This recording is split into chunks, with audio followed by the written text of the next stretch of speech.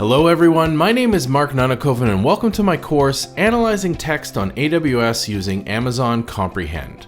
I'm an AWS community hero and a longtime machine learning and AI practitioner. Now, natural language processing is a technique that aims to make it possible to understand and draw insights about text through machine learning models.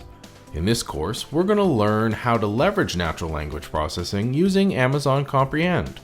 But don't worry, no prior experience in machine learning or natural language processing is required.